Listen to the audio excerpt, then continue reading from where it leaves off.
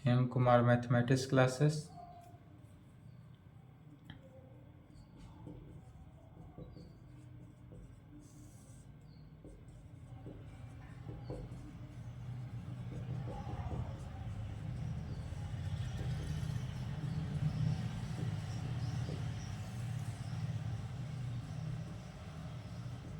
Lecture 22 क्या चल रहा है? Differential equation. डिफरेंशियल इक्वेशन में चल रहा था चैप्टर 6 मॉन्क्स मेथड का वर्किंग रूल बता दिया गया था, थ्योरम हो चुका था। आज देखना है problem on Monks method. Monge's method पे प्रॉब्लम, ठीक है।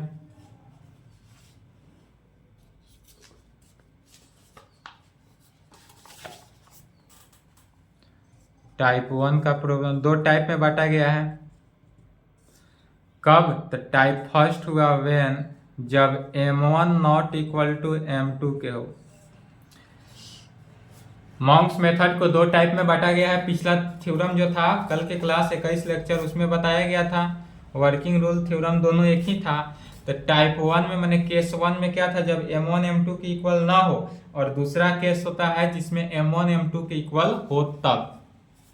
तो पहला टाइप का प्रॉब्लम देखते हैं जिसमें m1 जो है m2 के इक्वल ना हो। तो पहला क्वेश्चन कहेंगे using Monge's method solve. Question में दिया रहेगा using Monge's method solve. Monge's method का यूज करके सोल्व करना है किसको? r minus T cos square X P tan X V U 18, 20, 22, 24 के लिए इम्पोर्टेंट, ठीक है। इस क्वेश्चन को एकदम रट कर जाएंगे एग्जाम में, कॉपी मिले सॉल्यूशन कर देना है। Using Monge's method to solve, Monge's method का यूज करके सोल्व करना है। किसको सोल्व करना है? तो r minus T cos square X plus P tan X is equal to 0 का डिफरेंशियल इक्वेशन दिया। देखने में क्वेश्चन छोटा है लेकिन सॉल्यूशन इसका लंबा प्रोसेस का। तो क्या जानते हैं, जैसे वर्किंग रूल बढ़ते जाए सेम रूल के साथ बढ़ते जाएंगे, ऑटोमेटिक सोल्व होते जाएगा। सबसे पहले कहेंगे solution the given partial differential equation is. हमारे पास दिया हुआ है पार्शियल डिफरेंशियल इक्वेशन, तो क्या है? r minus T cos square X plus P tan X is equal to 0, equation 1 दिया हुआ है। वी नो डैट, फिर अब कहेंगे चूंकि हम जानते हैं, यह वी नो डैट बड़ी खतरनाक है, एग्जाम में समझ में न आए तो वहां एक लाइन लिख देना है वी नो डैट, आगे बढ़ जाना है, हम जानते हैं, ठीक। क्या जानते हैं? तो यह जानते हैं चूंकि कि dp इज इक्वल टू क्या होता है, r dx plus S D Y. dp is equal to r dx plus S D Y में, and dq is equal to S dx plus T D Y, and dq is equal to S dx plus T D Y. यह value तो हम चूंकि जानते हैं, यहां से r और t का वैल्यू भी जानते हैं, इसलिए यहां से हम r का भी वैल्यू जानते हैं। एक बार में क्या होता है r का value? dp minus S D Y divided by D X, and t का वैल्यू क्या होता है? तो dq minus S D X divided by D Y में r का वैल्यू भी निकल गया, t का वैल्यू भी निकल गया। अब इस वैल्यू को पुट कर देना है इन एबव इक्वेशन फर्स्ट में। एबव इक्वेशन फर्स्ट में किसका वैल्यू पुट करते हैं? r और t का वैल्यू। हर क्वेश्चन में, ये हर क्वेश्चन में जितना भी प्रॉब्लम होगा r और t का ही वैल्यू निकालते हैं और उसको पुट करते हैं इक्वेशन 1। कहेंगे we put this values of R and T, R और टी वैल्यू को पुट करते हैं कहाँ पर, इन गिवन इक्वेशन फर्स्ट, दिया हुआ इक्वेशन जो है उसमें। तो क्या रिजल्ट निकला,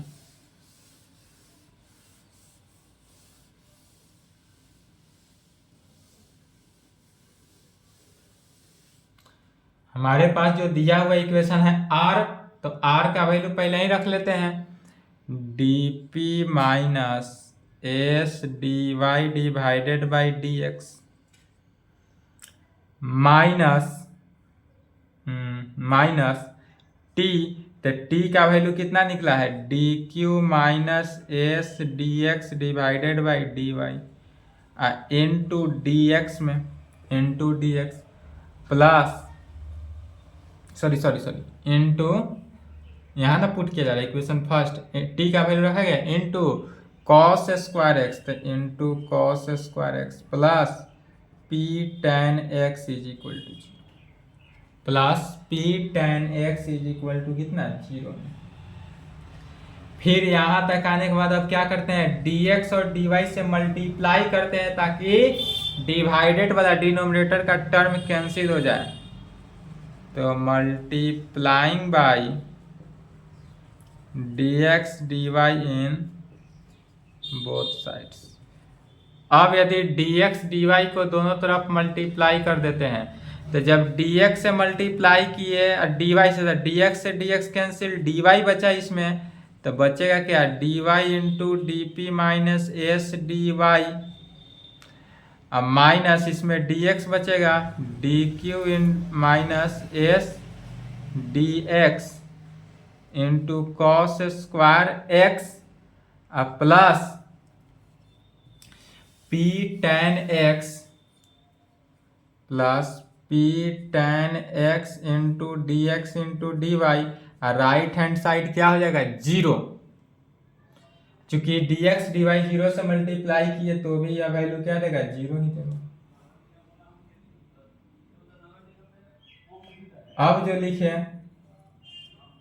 पुनः क्या करते हैं, सॉल्व करते हैं, मतलब मल्टीप्लाई कर देते हैं, dp dy या dy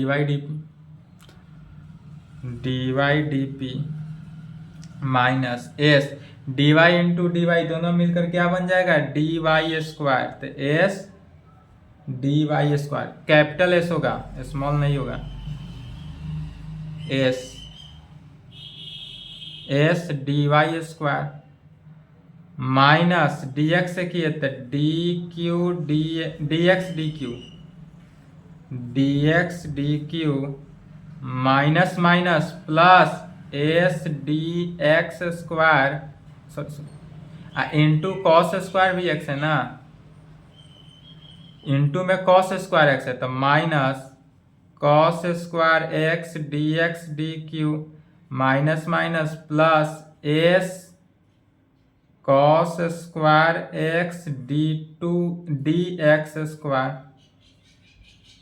plus P tan X D Y is equal to किस में, जीरो में,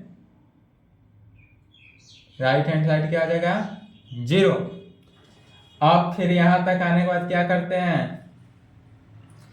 एस वाले टर्म को एक साथ और बिना एस वाले टर्म को एक साथ रखते हैं, तो बिना एक्स वाले टर्म को रखेंगे तो क्या हो जाएगा, D Y D P, S common हो जाएगा बाद में, minus cos square x D Q, फिर plus P tan X D Y को एक साथ लिया गया, इसमें से माइनस यदि हम एस कॉमन ले लें तो माइनस एस कॉमन लिए तो क्या बचा, डी वाई स्क्वायर, अब माइनस ले लेते हैं तो माइनस माइनस प्लस हो जाएगा, cos square x D X square, right hand side zero, cos square x D X, right hand side zero. इसलिए Monge's auxiliary equation are, Monge's auxiliary equation से आएंगे, तो इसलिए मॉन्क्स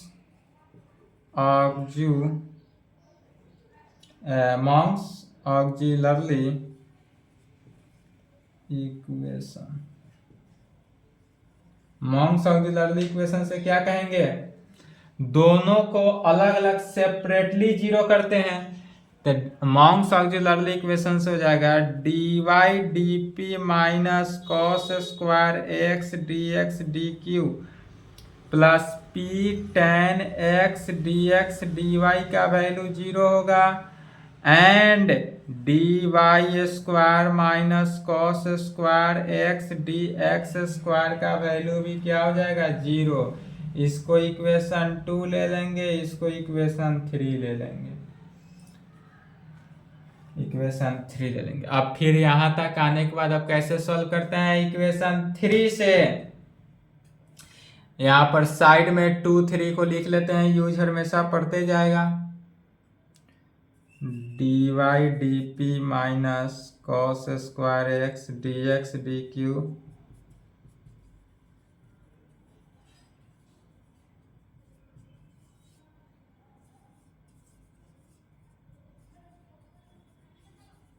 चलिए लिख लिए, ऊपर से मिटाएंगे। अब कहेंगे नाउ फ्रॉम थर्ड से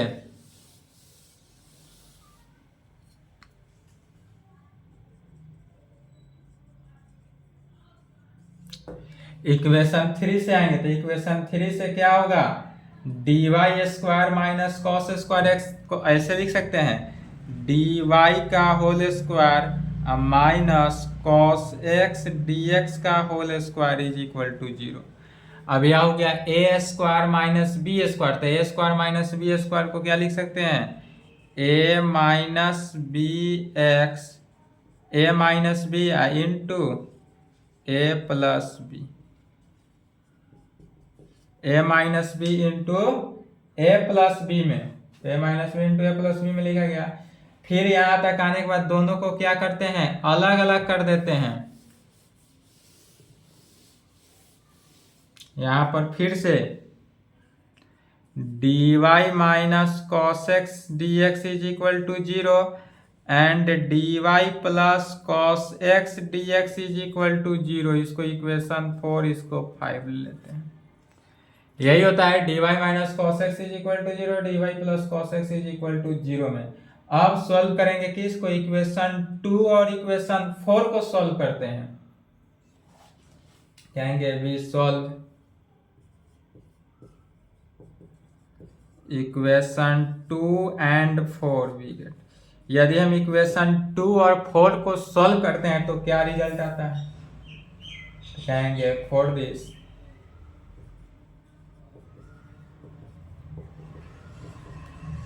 इंटीग्रेटिंग, यदि इक्वेशन 4 को हम इंटीग्रेट करते हैं इसको, तो इक्वेशन 4 को हम इंटीग्रेट करते हैं तो क्या रिजल्ट निकला, तो dy का इंटीग्रेशन तो हो गया y माइनस कॉस x का इंटीग्रेशन साइन x, तो minus sine x, right hand side 0 है तो कांस्टेंट का डिफरेंशिएशन c1 मान लेते हैं। इक्वेशन 6 में आ गया। फिर इसको सॉल्व करने के बाद क्या करेंगे, इसको dy का वैल्यू पुट करना है, कहेंगे again we put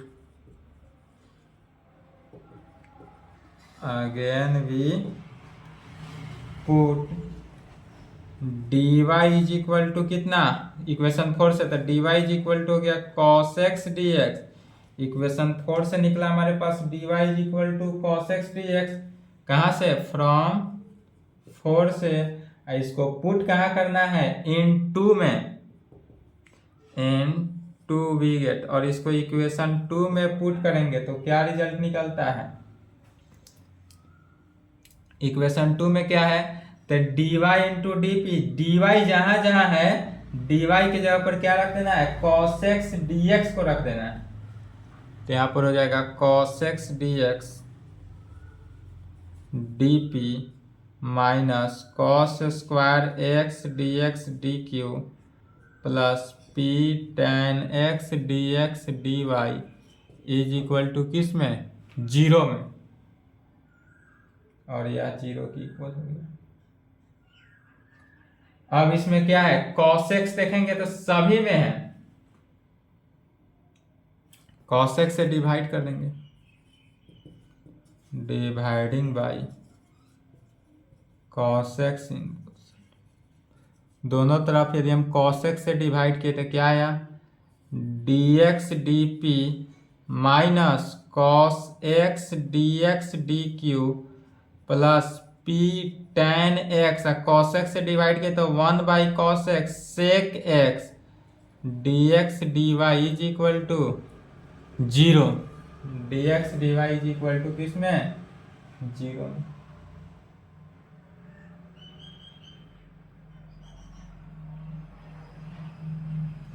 cos x से डिवाइड करने पर यही वैल्यू निकला।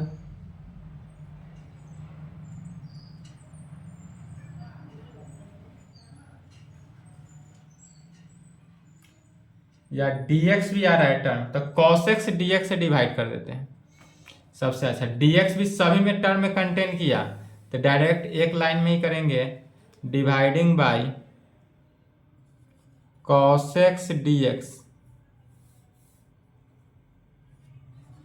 cos x dx, cos x dx से दोनों तरफ डिवाइड कर देते हैं, cos x dx कैंसिल होगा, बचा क्या, dp minus cos x dq plus p tan x sec x into dy is equal to zero. Right hand side zero से डिवाइड किए तो जीरो ही है। फिर अभी भी cos क्या है, कंटेन किया ही, तो एक बार और cos x से डिवाइड कर देते हैं। अब डिवाइड करेंगे, कहेंगे again dividing by cos x, सिर्फ इस बार क्या करेंगे, cos x से डिवाइड किए, तो जब cos x से डिवाइड किए तो 1 बाई cos x क्या बचा, sec x, तो sec x dp minus cos x cancel हो गया तो क्या बचा, dq plus p tan x into 1 by cos x sec x, sec x है तो sec square x into dy is equal to किस में, जीरो में, sec square x into dy।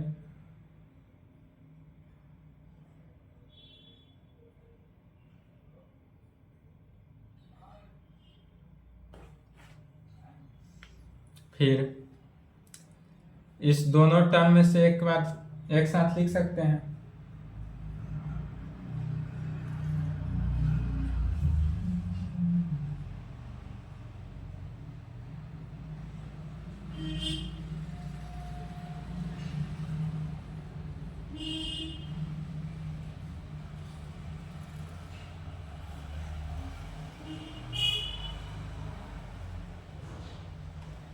sec x होना चाहिए यहाँ पर, sec स्क्वायर नहीं होगा, sec x dy, कहीं मिस्टेक हुआ है equation, tan x dx dy, हाँ यहाँ पर ये जो dy है, dy को कितना लिखा जा रहा है, dy इज इक्वल टू कितना पुट किए हैं, dy is equal to cos x dx ना, तो dy is equal to cos x dx is equal to zero, यही मिस्टेक हुआ था। तो cos x dx से डिवाइड किए तो यहाँ पर एगो बचेगा सिर्फ dx, tan x dx, tan x dx is equal to zero. अब cos x से डिवाइड किए तो p tan x sec x dx अब हो जाएगा। तब यहाँ पर अब क्या किए, दो टर्म को एक साथ ले लीजिए, जैसे sec x dp, sec x dp plus p tan x sec x dx को एक साथ, माइनस dq को एक साथ, इज इक्वल टू जीरो एक साथ। फिर यहाँ पर देखेंगे यदि sec x इंटू p को ले ले और sec x इंटू p को u इंटू v पर डिफ्रेंशिएट करते हैं तो देखेंगे sec x को कांस्टेंट बनकर बाहर, p का डिफ्रेंशिएशन dp, p को डिफ्रेंशिएट किए तो p कांस्टेंट बनकर बाहर अब पी कांस्टेंट मतलब बाहर सेक एक्स का differentiation tan x into sec x होता है, तो यह पूरे वैल्यू जो हुआ d sec x into p मैंने सेक एक्स इंटू पी का डिफ्रेंसिएशन हुआ minus d q is equal to 0 में। अब पूरा इस वैल्यू को इंटीग्रेट कर देना है, इंटीग्रेटिंग।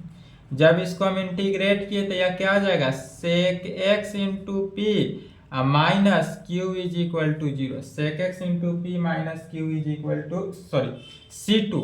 राइट साइड कांस्टेंट है तो आर्बिट्ररी कांस्टेंट क्या हो गया C2 में हो गया। और इसको इक्वेशन 7 कर लेते हैं। अब यहां तक आने के बाद क्या करते हैं, इक्वेशन 6 और इक्वेशन 7 को कंबाइन करते हैं। इक्वेशन 6 यहाँ पर है, इक्वेशन 7 यहाँ पर है। जब दोनों को हम कंबाइन करेंगे तो फर्स्ट इंटरमीडिएट टर्म जो है दोनों क्या हो जाएगा, कहेंगे इक्वेशन 4 5 लिख लेते हैं साइड में। dy minus cos x D x is equal to 0, dy plus cos x D x is equal to 0, equation 4। Equation 5 y minus sine x is equal to C1, equation 6। सभी को side में लिखा गया। अब equation 6 और 7 को combine किया जा रहा है। We combine 6 and 7 we get. Equation 6 और 7 को यदि हम कंबाइन करते हैं तो कहेंगे फर्स्ट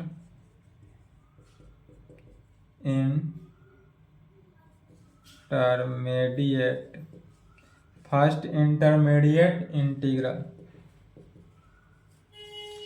फर्स्ट इंटरमीडिएट इंटीग्रल में क्या हो गया, तो फर्स्ट इंटरमीडिएट इंटीग्रल में यहाँ पर p को पहले लिख सकते हैं, तो p sec x minus q is equal to इसमें यह जो हुआ y माइनस साइन एक्स जो हुआ यह क्या हो गया फंक्शन के टर्म में, तो f1 into y minus sine x function जो होगा f1 into y minus sine, इसको इक्वेशन 8 मान लेते हैं।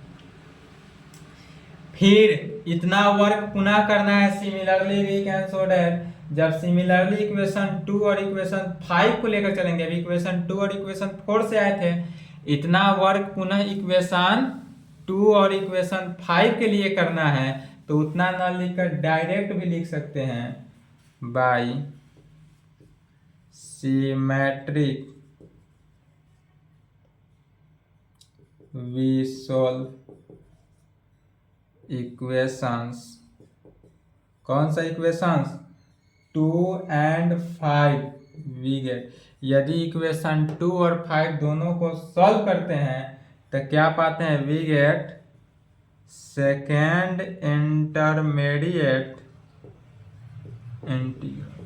सेकेंड इंटरमीडिएट इंटीग्रल आएगा और सेकेंड इंटीग्रल मीडिएट क्या हो जाएगा, तो राइट साइड हो जाएगा इसका p sec x plus Q में, right hand side function f2 y plus sign x में, इक्वेशन 9। यह निगेटिव आया तो यह क्या आएगा पॉजिटिव आया। अब इक्वेशन 8 और इक्वेशन 9 को सॉल्व करना है, और इक्वेशन 8 और इक्वेशन 9 को सॉल्व करके p और q का वैल्यू निकालना है। यह थोड़ा बोरिंग वाला है बट मेहनत करना पड़ेगा। अब कहेंगे we solve, same working rule में भी इतना ही आया था, इक्वेशन 8 और 9 आया ही था। We solve equation 8 and 9। Equation 8 और 9 को सॉल्व करना है और we find the value of, और इसमें किसका वैल्यू निकालना है, p एंड q का। इक्वेशन 8 और 9 को सॉल्व करेंगे और इक्वेशन p और q का वैल्यू निकालेंगे, और तब इक्वेशन 8 और 9 को ऐड करना है। अब वैल्यू निकालने के लिए क्या करेंगे, तो कहेंगे फॉर दिस एडिंग 8 एंड 9। यदि इक्वेशन 8 और 9 को ऐड कर दे तो क्या हो जाएगा, Q से Q कैंसिल हो जाएगा, तो इससे P का वैल्यू निकल जाएगा। तो लेफ्ट हैंड साइड देखेंगे, Q से Q कैंसिल हुआ तो P sec theta, P sec theta क्या हो गया, twice P sec theta, sorry sec x, तो 2P सेक x हो गया। राइट हैंड साइड को देखना है तो पहला फंक्शन f1 जो होगा y माइनस साइन एक्स और प्लस f2 y प्लस किसमें साइन एक्स, प्लस फंक्शन जो हुआ f2 y प्लस किसमें साइन एक्स। अब यहाँ से P का वैल्यू निकालना है, तो P is equal to 1/2 sec x into f1y minus sine x plus f2y plus sine x, f2y plus sine x.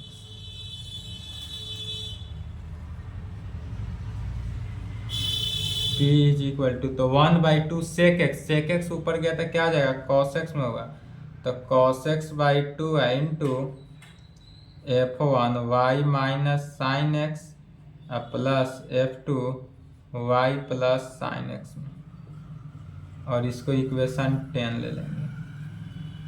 P का वैल्यू निकल गया, P का वैल्यू जो निकला इक्वेशन 10।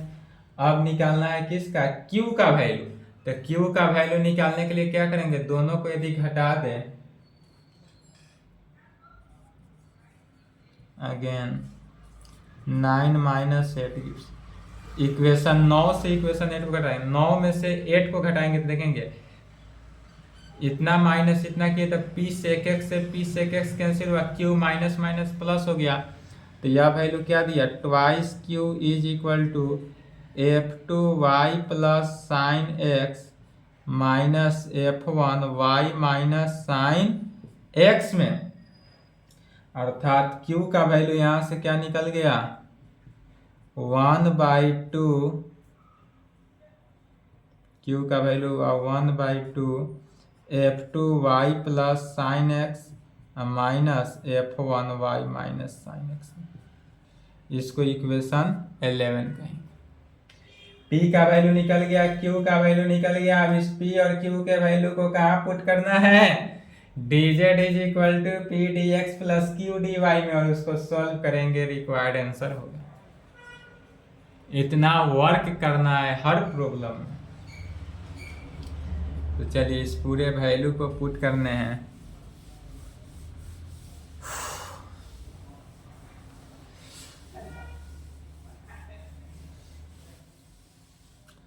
क्या कहेंगे, we put this value,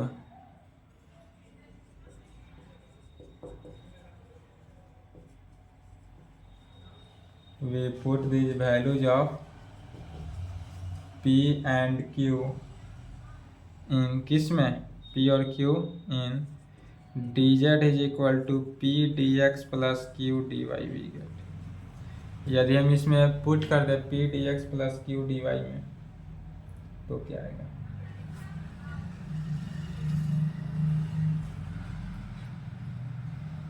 dz is equal to P का value, तो P का वैल्यू कितना है, cos x/2, cos x/2 into f1 into y minus sine x plus f2 into y plus sine x,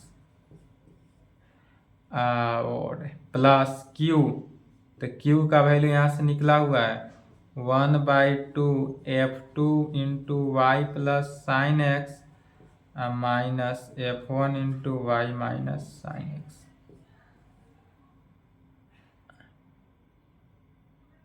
into dx into dy,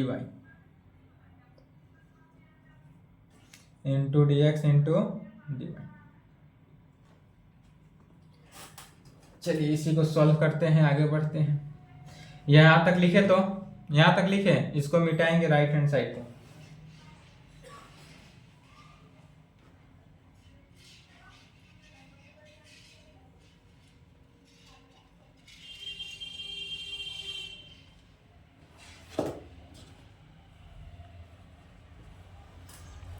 एक बार और समझेंगे। यहाँ से देखेंगे तो कॉस फंक्शन जो हुआ f1 वाला टर्म f2 वाले टर्म को एक साथ रख, पहले f2 वाला है तो f2 वाला को एक साथ ले लेते हैं common value 1/2 f2 y plus sine x को यदि हम कॉमन ले लें, क्या ले लें 1/2 f2 y plus sine x को यदि हम कॉमन ले लेते हैं, यहाँ से बचा क्या dy, यहाँ से तो dy बचा और यहाँ से क्या बचा f2 के साथ लिया गया तो प्लस cos x dx, क्या आया cos x dx हो गया यहाँ से f2 वाले के साथ, अब plus 1/2 f1 into y minus sine x plus 1/2 यहाँ से लिया गया 1/2 f1 y minus sine x को यदि हम कॉमन लिए तो बचा क्या cos x into D x, cos x dx minus dy, cos x dx minus किस में dy में।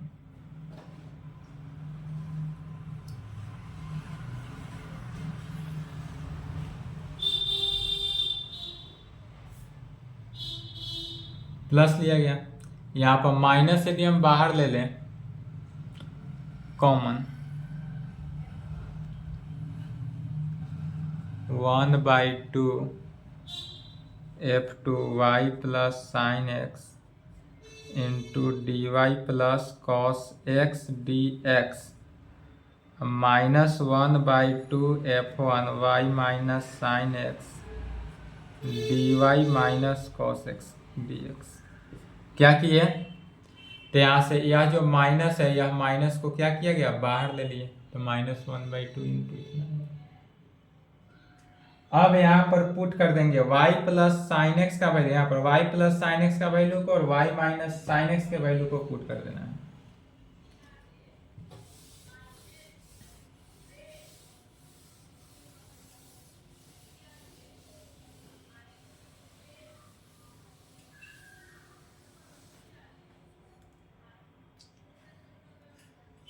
Put y plus sine x is equal to z, यदि y प्लस साइन एक्स को u मान लेते हैं, जेड नहीं, एक्स वाई वाला टर्म कंटेन किया तो वहाँ पर जेड नहीं मानेंगे u मानेंगे, and y minus sine x को क्या मानते हैं v, y plus sine x को u और y माइनस साइन एक्स को v मानते हैं।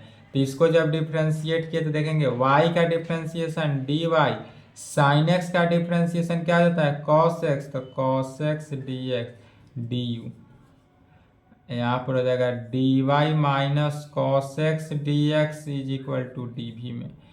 तो यहाँ पर क्या हुआ dy cos x dy plus cos x dx के जगह पर du लिखेंगे और dy minus cos x dx के जगह पर dv लिखेंगे।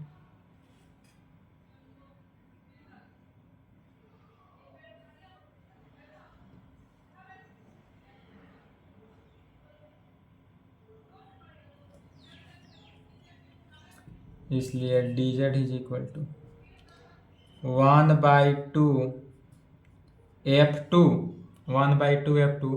y प्लस साइन एक्स, तो y प्लस साइन एक्स के जगह पर u हो गया तो f2u इंटू dy plus cos x dx के जगह पर क्या आ जाएगा du into du minus 1/2 f1 और y माइनस साइन एक्स के जगह पर भी तो f1 भी into dy minus cos x dx का वैल्यू निकला हुआ है कितना dv, तो यह हो गया dv इंटू dv। अब इसी को क्या करेंगे आगे बढ़ेंगे इंटीग्रेट करेंगे, इंटीग्रेट जब इसको इंटीग्रेट किया तो dz का इंटीग्रेशन तो z हो गया, z इज इक्वल टू 1/2 क्या हो गया कांस्टेंट बनकर बाहर इंटीग्रेशन ऑफ किसका f2u du माइनस 1/2 कांस्टेंट बनकर बाहर f1 v dv में, f1 v dv। अब यदि हम मान लेते हैं इसी को आगे बढ़ेंगे z is equal to 1/2 f2u du का इंटीग्रेशन हम मान लेते हैं phi 2u माइनस 1/2 φ2 भी में इसका इंटीग्रेशन यहाँ पर कह सकते हैं वेयर जहाँ φ2u का वैल्यू कितना मान लिए, यह जो φ2u is equal to integration of f2u du को लिखा गया एंड φ2v जो माना गया इंटीग्रेशन ऑफ किसका f2v को f1v φ1 हो जाएगा यहाँ पे φ1 f1v dv को क्या किए φ1v लिखे तो φ2v माइनस φ1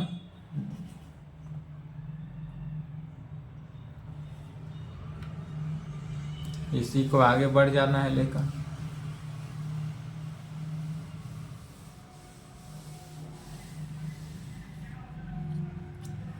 अर्थात z इज इक्वल टू क्या कहेंगे, यदि 2 से तो 1/2 φ2u को f2u लिख सकते हैं तो इसको लिखा गया f2u माइनस 1/2 φ1v को क्या लिखेंगे f1v में कहेंगे वेयर जहाँ 1/2 φ2u is equal to f2u माने एंड 1/2 φ1v के जगह पर क्या लिखे गया f1v माना गया और यह वैल्यू क्या हुआ f1v लिखे या प्लस कर देते हैं ऐसे लिखें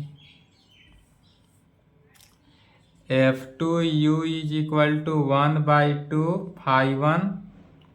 φ2u को and f1v is equal to minus 1/2 φ1v को और यहाँ माइनस लेने के कारण यह वैल्यू क्या हो जाएगा प्लस में तो z is equal to f2u plus f1v अर्थात इसी को लिखेंगे z is equal to f1v को पहले f2u को बाद में तो z is equal to f1v plus f2u में अर्थात फिर z इज इक्वल टू सभी वैल्यू को रख देना है f1 u कितना माना गया है y माइनस साइन एक्स को u माने थे प्लस f2 भी किसको माना गया है y प्लस साइन एक्स को तो f1 y minus sine x plus f2 y plus sine x के टर्म में विच इज